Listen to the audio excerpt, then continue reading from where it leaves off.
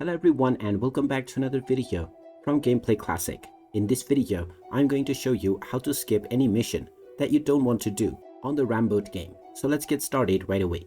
First of all, open up the Ramboat game on your device, and once you open it up, you will be taken into the main menu from which you can directly start your game. Now if you wish to level up your character, then you will need to complete various missions that keep on changing the more you keep on completing them. In order to see what your current missions are, tap on the menu icon at the top right corner and then tap on missions. Now within the missions page, you will be shown the 4 current missions that you will have to complete. Now if you would like to skip any mission, just tap on the skip button alongside it and you will be asked whether you are sure that you want to skip this mission. You can tap on the number of gems that is displayed on the screen in order to spend those gems, which will allow you to skip this mission.